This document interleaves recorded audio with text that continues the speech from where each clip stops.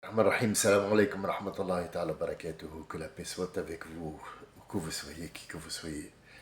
Soyez heureux, soyez bénis, soyez parmi les gens qui aiment vivre et qui aiment la vie, surtout qui aiment la comprendre.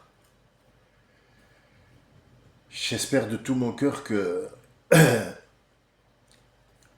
ce que je suis en train de vous donner, qui n'est pas grand-chose.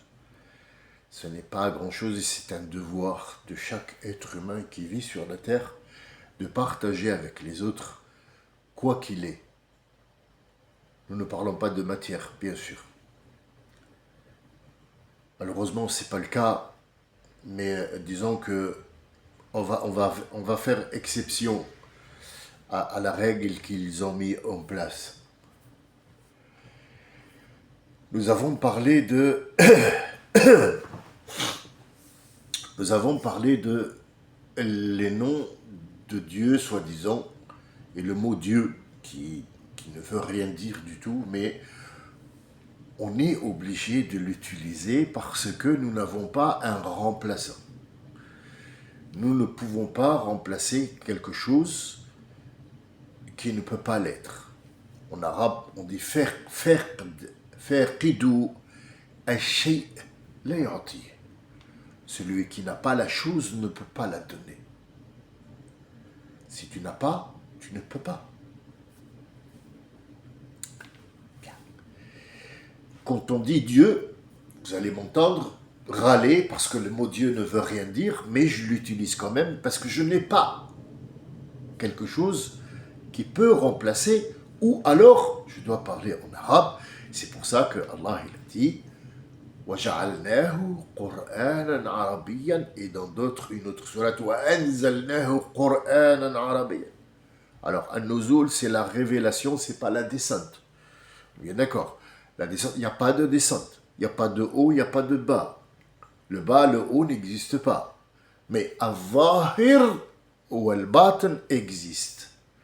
Donc, il est en arabe. Pourquoi? Parce que le sens des mots en arabe est plus grand, plus riche et à perte de vue. Allez, vas-y, strike. Tu peux te baisser et ramasser, commencer. Ramasse les champignons, vas-y, ça pousse partout. Pourquoi? Parce que le sens de l'arabe est une origine. C'est pas un langage qui a été créé. C'est pour ça que Allah Azza wa Jal a choisi cette langue, parce que c'est la première. Si la preuve pourquoi et comment l'arabe est la première langue parlée dans le monde de l'être humain, c'est le langage qu'a parlé Adam, c'est l'arabe, et c'est pour ça que tous les autres sont incomposés. Ils ne sont pas d'origine. Excusez-moi, je suis un peu pris. Malheureusement, il vous semblera que je parle bizarrement, mais je suis pris par le froid. C'est tout à fait normal. C'est un froid qui n'était pas avant et on n'a jamais vu ça. Et bon, je suis peut-être. J'ai changé de ville, mais euh, le temps a changé. On viendra au mot changement. Pourquoi le temps a changé? Vous allez comprendre. C'est très facile. Il faut juste avoir un esprit ouvert. Pas critique, mais ouvert. Esprit ouvert. Alors il y a des choses où on peut philosopher. On peut dire voilà, moi j'ai vu dans ce dessin, dans le ciel, j'ai vu comme si c'était, comme s'il y avait le nom d'Allah écrit, par exemple. Ça, c'est une vision, c'est, voilà, tu as vu l'image, c'est reflété chez toi, tout le monde l'a vu. Par contre, est-ce que c'est vraiment Allah? Est-ce qu'Allah, il a besoin d'écrire son nom avec des nuages? Ça, c'est de la philosophie à deux balles. Ou alors, c'est une idée qu'on peut partager ensemble, mais elle n'a pas de socle. Elle n'a pas de socle. Maintenant, quand je te dis, par exemple, le nuage que tu vois dans le ciel, il pèse des milliards de kilos. Est-ce que tu es prêt à me croire? C'est une question. Alors, entre parenthèses, j'ai posé la question, je vous ai dit de me donner votre aperçu sur la dernière fois. Une personne a répondu. J'ai eu l'impression de parler à une seule personne, mais peut-être que les autres n'ont pas vu une différence. C'est pas grave, mais disons que la question que je pose, est-ce que vous êtes prêt à me croire qu'un nuage pèse des millions de tonnes? Bien sûr que non. C'est pas bien sûr que non qui pèse pas. C'est bien sûr que non, vous allez pas me croire. Et pourtant, c'est vrai. Alors certains vont mourir de rire. Il y en a même qui, maintenant, là, à ce moment, là où il écoute, il a peut-être fait pipi dessus. Parce que tellement il a rigolé. Eh oui, ça fait rire. Ah oui. Il est libre de rire sur les mots et les sons qu'il entend. Mais maintenant, prenons la chose autrement. Parce qu'on a vu d'un côté, ils vont me démentir, ils vont me dire, mais si tu racontes n'importe quoi, un avion, il peut passer à travers le truc, alors il serait écrasé par un nuage. L'avion traverse le nuage. Ouais. Le problème, c'est que ici, c'est la loi de la physique qui parle. C'est la loi de la physique. Dis-moi, un litre d'eau, il pèse combien? Pardon? Un litre d'eau, il pèse 1 kilo. D'accord. Donc un litre d'eau pèse 1 kilo, à peu près. On n'est pas vraiment... C'est aléatoire. Hein? Alors, 1 kilo, d'accord. Combien un nuage, quand il passe sur une ville ou sur un endroit, combien il pourrait déverser d'eau? Quand l'air chaud et l'air froid se rencontrent, ils ont des molécules d'eau, d'oxygène, d'hydrogène, qui vont se mélanger et qui vont avoir cette petite étincelle qui va faire en sorte que ça soit de l'eau. Et on a par exemple 3 cm d'eau au sol. Combien on a eu d'eau? Les précipices qui ont eu lieu, combien quand on les rassemble sur par exemple une surface comme, je sais pas, Paris, il a plu aujourd'hui, alors combien d'eau à Paris il a plu? 1 millimètre, le gars il dit. 1 millimètre sur tout Paris, d'accord. Tout Paris, la banlieue ou Paris? Disons Paris seulement, l'ancienne Paris, la Paris qu'on connaît, la petite Paris, d'accord. Tour Eiffel, truc, machin. Combien un centimètre, combien de kilomètres? Sur combien de kilomètres? Combien ça fait d'eau? Ça fait par exemple 3, 4, 5, 6 tonnes d'eau. Allez, on va dire 6 tonnes. On va pas aller plus loin. 6 tonnes d'eau qui sont venues d'où? Quoi? Ils sont venus d'où? Du nuage. D'accord. Donc il y a 7 tonnes qui sont venues d'en haut. Comment en haut c'était rien et en bas ils sont devenus 7 tonnes d'eau? C'est peut-être bizarre, ou est-ce que c'est logique, ou est-ce que c'est de la philosophie? Ou est-ce que maintenant tu es sûr que le nuage pèse ces tonnes-là?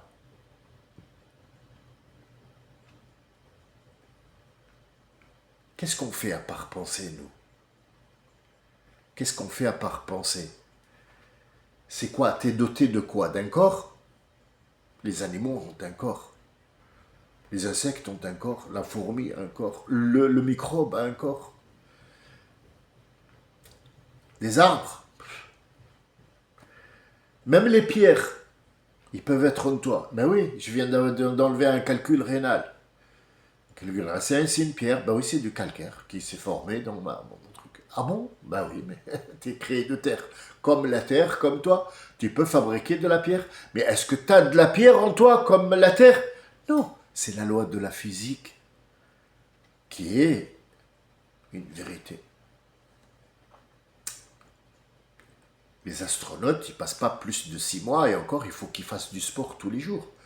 Parce que s'il va rester sans sport 20 minutes dans l'espace, son corps va se dilater, son muscle va tomber. Il n'est pas fait pour vivre dans l'espace. Parce qu'il n'y a pas cette loi de la physique, qui va faire ça?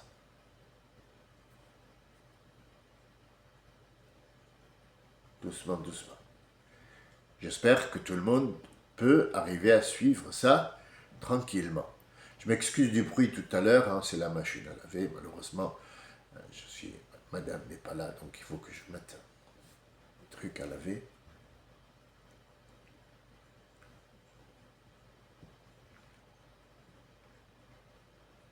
Non, faut qu'on éclaircisse les choses là, parce que là, ça me vient de me... C'est pas que... C'est en fait, moi, quand je lave, je mets tout dedans. Et ça l'énerve à mort. Donc elle te dit, tu touches pas ça. Je vais bousiller des pieds, je m'en fous de ce que je porte, j'en ai rien à foutre. Mais elle, voilà, c'est pour ça que quand elle n'est pas là, je mets tout. Et elle, c'est des temps, un temps bien précis, machin, il faut, de toute façon, vous voyez, l'idée, quand j'ai dit quelque chose, il n'y avait pas cette idée, il y avait une autre idée, il fallait l'éclaircir, et là, le problème, c'est que quand tu parles, il faut éclaircir les choses, pour que celui qui est en face de toi comprenne le sens. Et là, on arrive au mot, l'arabe est plein de sens parce qu'il est original. C'est l'origine. Après, le français, il a été fabriqué. Fabriqué sur mesure.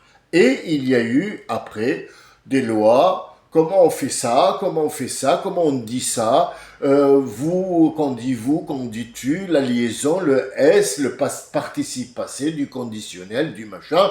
Il a été fabriqué. Or, l'arabe, c'est une source. C'est pour ça qu'il est riche, c'est pour ça que l'arabe a été en arabe. Et les noms d'Allah Azzawajal, c'est un sens, on ne peut pas les mettre dans un nom, sauf en arabe, ils ne peuvent pas en français. On ne peut pas dire le miséricordieux, ça n'existe pas, on ne peut pas dire ça. Ar-Rahman, Ar-Rahman englobe tout. Pour être Ar-Rahman, il faut déjà être Rahim.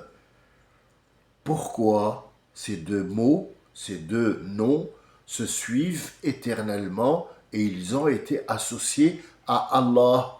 Pourquoi il y a ces trois-là se suivent successivement et ne se détachent pas l'un de l'autre, et Allah les a choisis pour commencer toute chose, pour parler de lui à l'excellence extrême. Il a choisi Allah, Ar-Rahman, Ar-Rahim, suivi directement de Rab, et après tu mets tout ce que tu veux dedans. Parce que Ilah wa ilahukum ilahun wahid. Wahid, c'est aussi le nom de Dieu. Or, quand on dit wahid en arabe, il se peut qu'il y ait un deux. Wahid, c'est un. Il se peut qu'il y ait avant un zéro, et il se peut qu'il y ait après lui 2, et 3, et 4, et 5. Donc, wahid ne peut pas être attribué à Allah. Alors, qu'est-ce qu'on fait? On enlève le waouh, en arabe littéraire, qui veut faire la succession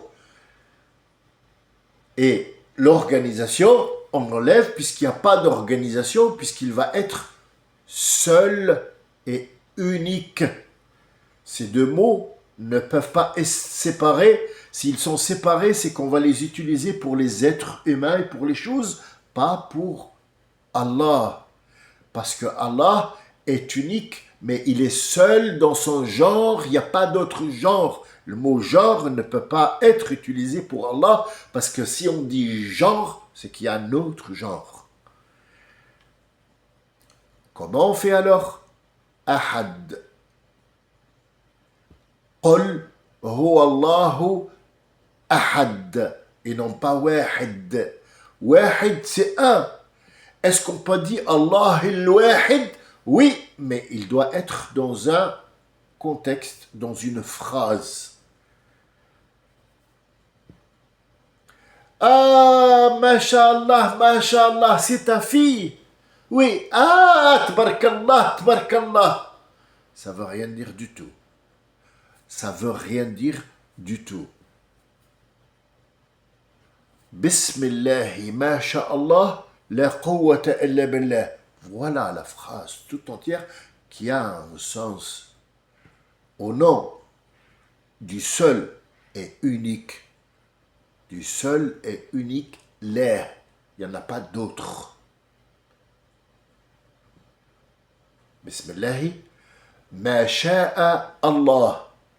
Au nom de Dieu, ce qu'il a voulu a été. Et lui-même a toujours été.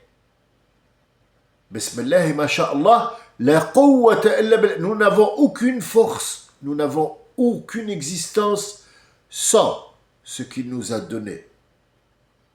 Vas-y, trouve un nom à ça. Qu'est-ce qu'ils ont fait? Ils ont dit, ah, mashallah, mashallah. C'est bien, mashallah. On a blasphémé sur le nom d'Allah.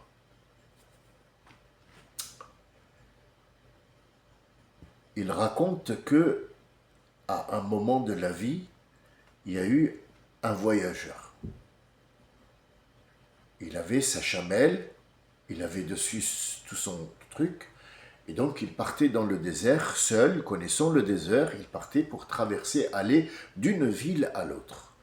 Or, ce qui se passe, c'est que, comme dans tout le monde entier, il y a des gens qui sont mal intentionnés, qui sont des bandits de la route, et ils sont énormes dans le désert, et ils savent où se cacher, et ce sont des gens qui sont très dangereux, ça s'appelle Qatta' at-Tur. Qatta', ceux qui coupent la route. Bien, ces gens-là, ils existent partout, et ce monsieur, on a croisé, pour son grand malheur, un. Il lui a dit, je vais te prendre ta chamelle, mais je vais te tuer. Il dit, si tu me prends chamelle, je te donne tout mon argent. Pourquoi tu vas me tuer? De toute façon, je suis mort dans le désert. Pourquoi tu ne me laisses pas la chance de vivre? Il a dit non, parce que il faut que je te tue. Donc, il n'y a pas d'alternative. Voilà, donc, bon, il lui a dit, est-ce que tu peux me donner 5 secondes, au moins que je prie? J'ai un Dieu que je vais prier. Ah, il lui a dit, prie tout ce que tu veux, même le désert, si tu veux. Moi, je crois en rien du tout, donc pour moi, c'est clair, tu vas mourir, je te donne 10 minutes. Il n'a pas encore commencé à crier, mais il a appelé. Il a appelé. Ya. On s'est bien dit d'accord. Ya, c'est une lettre qu'on utilise pour appeler quelqu'un, comme dit oh yeah, oh gens, oh braves gens, oh gentlemen, oh votre Seigneur le roi vous dit oh yeah, oh yeah. Ya. Le nom Mourith. Ya Mourithu Arifni. Qu'est-ce que ça veut dire Mourith en arabe littéraire? El-Mourithu, c'est la chose pour les êtres humains. Ici, nous sommes en train d'expliquer le mot Mourith en arabe littéraire. Nous ne sommes pas en train de l'attribuer. Entre attribuer quelque chose et l'expliquer, c'est large. Al-Mourith, en arabe littéraire, c'est la chose, ou l'être, ou le groupe, ou l'association, ou le policier, ou le soldat qui va venir à ton secours. Au secours. Au ya secours. Au secours. Le secours lui-même, en arabe littéraire, s'appelle al-irafa. Elle, toujours elle, c'est pour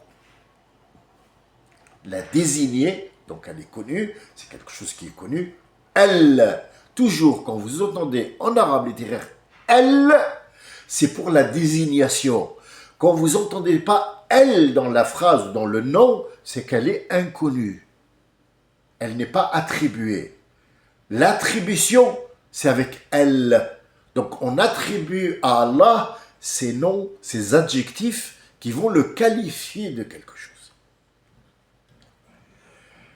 Ya Mourith, ô secours, toi le secours. Il n'y a pas d'autre secours parce que le secours, si on va le faire, par exemple, sur les êtres humains, ça dépend. Secours du quoi? Secours populaire, le secours, le SAMU, le secours, au secours, l'Ukraine m'a attaqué ou la Libye m'a attaqué, au secours, on m'a volé mes bijoux, au secours, il y a un clochard qui veut me violer. Quel genre de secours? Au secours, j'ai pas de quoi manger, donc on va se mobiliser pour lui donner à manger.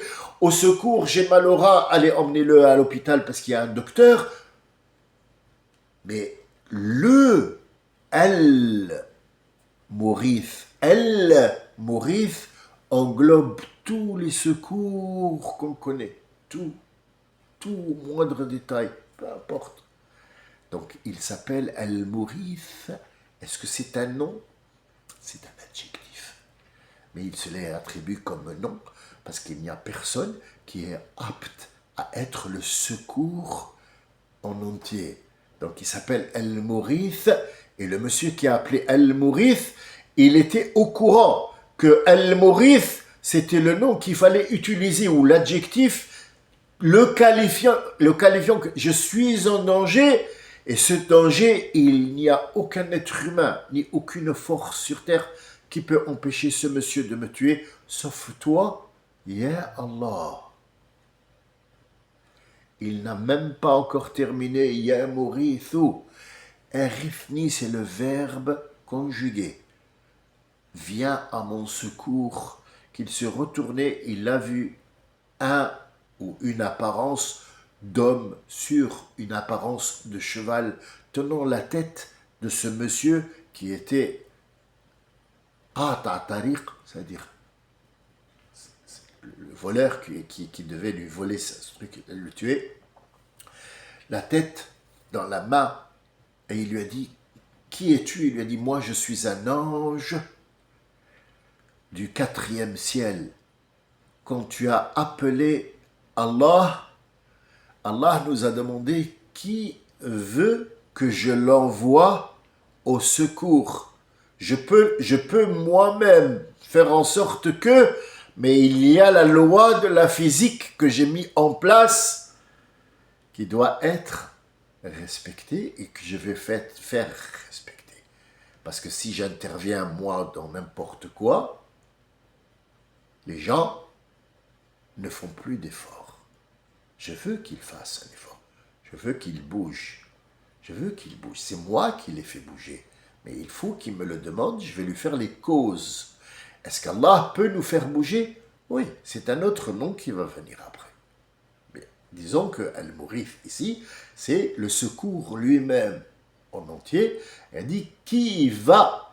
Et il lui a dit, tous les cieux, les 7 cieux, se sont bougés pour toi et c'est tombé sur moi. Je suis venu pour te libérer du mal qui devait être fait. Va, tu es libre. J'emporte ce corps avec moi. Qu'est-ce qu'on comprend ici? On comprend que Allah Azza wa Jal, quand tu lui dis « Ya Rabbi, donne-moi », il ne faut pas s'imaginer que c'est un bonhomme qui a une barbe et qui va ouvrir un placard derrière lui ou un coffre-fort et il va te donner « Tiens, viens, amène-lui, il a demandé une voiture, tiens, amène-lui ». Parce que c'est ce qu'on a dans la tête, nous, les Nord-Africains et tous les gens qui sont « Allah, il va me donner. Allah, il va me donner. » Comment il va te donner? Hein? T'inquiète pas, il va me donner. Il croit que quand il a fait sa lettre, il va ouvrir la porte, il va trouver le sac. Or, Allah Azza wa Jal, il a mis la loi de la physique. La loi de la physique, une loi qui s'appelle Amr Allah. Al-Amr. C'est pour l'attribuer. Amr, l'ordre qu'il a mis en place. Hydrogène, oxygène, Électricité égale eau. C'est la loi de la physique. Sinon, on vit dans un autre univers où il n'y a que de la magie. Et là, on parle de Arthur et le roi Merlin. Eh oui, ça ne peut pas être le roi Merlin. Tu trouveras que des vices là-bas.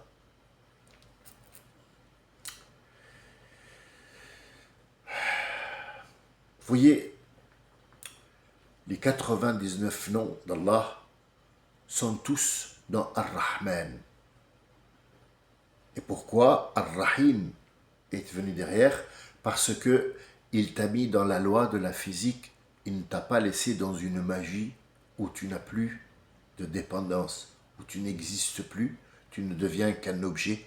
Donc Allah, il est Rahim. Rahim ne peut pas être miséricordieux, le très miséricordieux, parce que ça ne veut rien dire du tout, du tout. Voilà le sens de Rahim, c'est celui qui prend en compte ton existence, qui te donne une valeur. Et il dit Rahmati, Rahmati, mon vouloir de vous donner une existence, de vous donner une chance, de vous donner le pardon, de vous donner tout ça, Sabaqat, elle a devancé Ghadabi, ma colère. Imagine, toi, tu as des enfants qui ne te téléphonent pas, qui ne t'évoquent pas, qui ne viennent pas te voir. Dis-moi, ma chérie ou mon chéri, vous avez peut-être le même âge que moi, un peu moins, un peu plus. Dis-moi, quand ton fils ne te téléphone pas, qu'est-ce que tu fais? Comment tu te sens?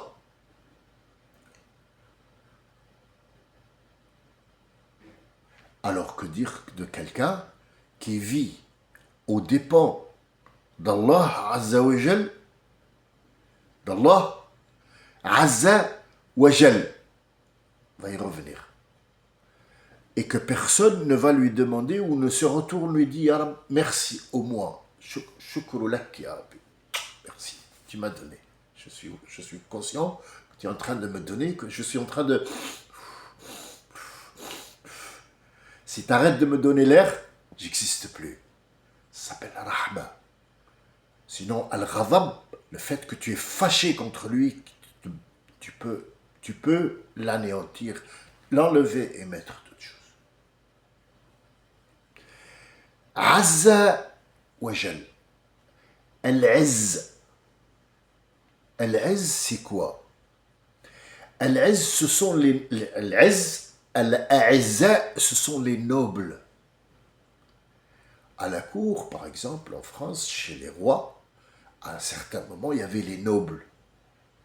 Ces nobles-là, ils se donnaient des titres. Oh, il avait la chaise percée, hein, il n'y a pas... Il fait caca devant tout le monde, devant ses gens, donc il enlève sa jupe ou elle enlève le truc. À Versailles, il faisait pipi debout, et il faut le savoir. Il faut le savoir. Si vous ne savez pas ça, c'est que... Voilà, donc elle portait la jupe large, et donc elle faisait pipi debout. Donc en fait, elle parlait avec son petit verre à la main ou son petit four, et elle faisait Zama les nobles et tout ça à la cour, mais elle faisait pipi, et hop, elle prenait et elle s'écartait à côté. C'était tout à fait normal. Ou alors le roi était là, sur sa chaise perchée, la chaise perchée, en train de faire caca, et il était en train de... Voilà, le bal continuait parce que... après, on le débarrassait, il s'essuyait avec les feuilles, qu'on lui apportait des feuilles de bananier ou de je sais pas quoi, d'arbre. Il s'essuyait le derrière et on le débarrassait. Il s'appelait les nobles. Or, la noblesse, Al-Izz, ce n'est pas ça. Man huwa Al-Aziz. Al-Aziz, c'est celui qui a beaucoup d'intérêt, beaucoup d'amour, beaucoup de respect des autres. C'est celui qu'on respecte, on dit Wallah hada aziz ala qalbi. Ah, lui, aziz, il est aziz pour moi. C'est-à-dire qu'il a beaucoup de valeur. Donc Allah s'est attribué à l'aziz parce qu'il doit, on est obligé de lui donner de la valeur. Al-Aziz, il s'appelle. Al-Azz, cette valeur-là, c'est pas une valeur marchande, c'est une valeur autre. quand tu regardes ton épouse, quand tu regardes ton fils, quand tu regardes tes enfants, ils n'ont pas la même valeur que les autres enfants. Tu ne vas pas dénigrer les autres non plus. Il y a des enfants que tu aimes bien, mais la valeur de ton fils dépasse celle de l'autre de très loin. Même si ton fils c'est la pire des racailles, tu vas lui donner une valeur parce qu'il vient de toi, parce qu'il est en toi. Et nous sommes en Allah Azza wa Jal. Et il a dit, Ibadi, et ce n'est pas mes serviteurs, il n'a pas besoin de serviteurs. Ibadi, mes créatures, vous ne les touchez pas. Vous n'avez pas aucune idée de la valeur que je leur donne. C'est pour ça qu'il s'appelle Al-Aziz. Wajal, Al-Jalal, c'est ce qu'on appelle la propreté, ou plus ce n'est pas la propreté, mais disons que Al-Jalal, c'est une chose, parlons terre à terre, hein, c'est une chose que rien n'atteint. Il n'y a aucun gramme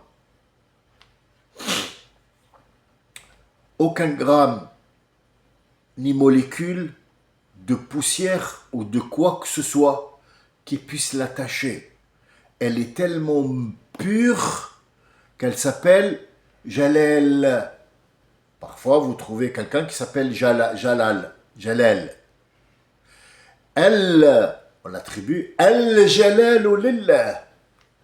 Nous, on ne peut pas être Jalal. Donc on dit Allah, Azza wa Jal, la noblesse elle-même est celui qui ne peut être taché avec rien. Parce que même le rien, c'est déjà quelque chose. Ce sont les noms de Dieu et Ar-Rasoul a dit, Man ahsaha, dakhala al-jannah. Mon grand-père me le disait quand j'étais petit. Yaoulidi, viens. Si tu apprends les noms de Dieu par cœur, tu vas rentrer au paradis. J'arrêtais pas de les lire. Et j'ai Allah ar-Rahman ar-Rahim, Malik al-Qudus, Salam al-Mu'min al-Aziz.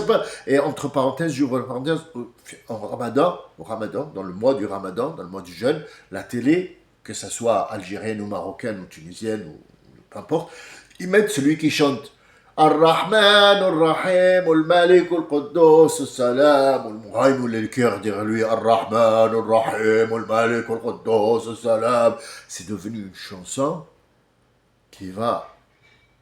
c'est devenu un blasphème, en fait. On est en train de chanter Alléluia sans le savoir.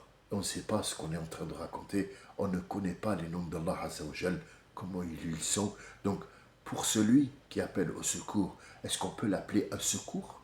Le secours? Allah, le secours? Al-Mourith. Traduis-moi le Mourith en français. Tu as dit le miséricordieux. L'omnipotent. Celui qui est partout à la fois et qui peut avoir toutes les forces du monde. Et au-delà du monde, qu'est-ce qu'on fait? Si Allah a toute la force du monde, il est omnipotent, ça veut dire il est capable, il est fort, il est très fort, tellement fort qu'il a la force du monde. Donc il n'a pas d'autre force que cette force-là. Vous voyez comment on limite les choses et qui deviennent banales dont les gens ne savent pas. Et Allah, il a dit, Rasoul, il a dit, Man ahsaha. Le mot ahsaha en arabe littéraire, ça veut dire ahsaha, il les a comptés, ça vient du mot pierre. Avant, il comptait avec les pierres. Man ahsaha. Donc en fait, les pierres, pourquoi? Pourquoi dit celui qui les a comptabilisés? Alors la comptabilité, c'est pour faire 1 plus 1 est égal à 0. On revient à mettre le nom de Dieu dans un petit carré. Mais ahsaha, il n'est pas limité avec un nombre. Il n'est pas limité avec un nombre. Al-Hassa, il peut se mélanger Et celle avec laquelle tu as compté tout à l'heure, tu peux la recompter en même temps. Donc tu l'utilises partout. C'est très judicieux comme mot. Ahsaha, al-hasa, il est bien utilisé dans le Coran. Pas la comptabilité, parce que la comptabilité, tu ne peux pas te tromper. Un, c'est pas deux. Mais avec Allah Azzawajal, toutes les portes sont ouvertes et à chaque fois que tu ouvres une porte, tu peux encore en ouvrir une. C'est le comptage des pierres et à chaque fois on les remet et tu as compté avec, tu vas compter autre chose et autre chose. Donc ils sont utilisables dans tous les domaines, dans tous les sens. C'est pour ça que l'arabe, c'est l'origine des mots, l'origine des sens. Après, les langages sont venus et ils ont été créés, et comme ils ont été créés par l'être humain, ils sont incomplets. Donc ce qu'on appelle en arabe al-kamalu, al-kamalu, ça veut dire la perfection, n'est pas attribuée à l'être humain. Al-kamal est attribué à Allah Azzawajal. Qu'est-ce qu'est le kamal? Kamel, c'est pas le chameau. Eh non. Al-kamalu, c'est la perfection. Et la perfection n'existe pas chez l'être humain. On veut atteindre la perfection qu'on n'atteindra jamais, mais la perfection, c'est Allah lui-même. Donc, c'est la divinité, l'être suprême, suivi de Ar-Rahman qui contient tous les autres noms. Pour être Rahman, il faut être Rahim. Il faut créer aussi. Pour être Rahman, tu es Rahman de qui? De l'être humain. Mais il vient de d'où? Il a été créé. Ah, donc il lui a fallu un créateur. Donc Allah, c'est le créateur de l'être humain. Mais est-ce qu'il a créé l'être humain? Non, il lui a créé d'abord la subsistance de sa vie. Il lui a créé le destin, la destinée, l'endroit, le temps. Il lui a trouvé les excuses. Donc à ce moment-là, il ne devient plus créateur seulement, mais il devient architecte. Est-ce que le mot architecte, on peut l'attribuer à Allah? Pas du tout, parce que l'architecte, c'est celui qui dirige seulement, mais il ne sait pas faire de la menuiserie. Il sait juste diriger. L'architecte, chez nous, par exemple, il va construire une tour de 200 mètres. Qu'est-ce qu'il va dire? Il va donner les directives. Voilà, moi je voudrais que tel et tel puisse avoir telle et telle chose. Telle chose seule peut être je veux l'électricité, le gaz, comment on va monter, les fenêtres, l'air, le bâtiment il bouge. Donc il va prendre en compte tout ça, mais il n'est pas capable de lui-même de mettre une combinaison et de venir mettre un tuyau d'arrosage ou mettre un fil électrique. Il faut un plombier et il faut un électricien. L'architecte, c'est celui qui supervise. Donc, l'architecte, est-ce qu'on peut l'attribuer à Allah? Pas du tout. Mais on peut dire que cette architecture qu'Allah a mis en place, il est le seul à pouvoir la contrôler. Donc, il s'appelle Rabb al-Arsh al-Azim. Al-Arsh, ce n'est pas l'arche de Dieu ou le trône. Il trône. Non, comme la chaise. D'avoir. Le trône, c'est le contrôle total de tout. Et Allah Azzawajal, il peut lui-même créer la chose et lui donner un aspect, et lui donner une valeur, et la fabriquer, et l'enlever, et l'anéantir. Nous ne sommes rien à l'échelle mondiale. Quand quelqu'un vous fait peur, pourquoi? Parce que vous vous sentez, vous, à l'intérieur, tout petit. Mais disons qu'on va se lever, on va tous devenir des géants dans la tête maintenant, et on va se mettre géant, et on va voir qu'on est tellement géant qu'on est juste debout sur la terre. Allez, on équilibre sur cette boule qui s'appelle la terre. Ils sont où ceux qui vous ont fait peur? Ils sont où? À votre échelle, à vous, ils sont où? Alors, de qui on a peur? De ce petit insecte qui s'appelle Trump ou Musk ou je sais pas, ou Pharaon ou le Tsar ou Hitler ou je sais pas qui. On a peur de lui quand on se met en dessous de lui.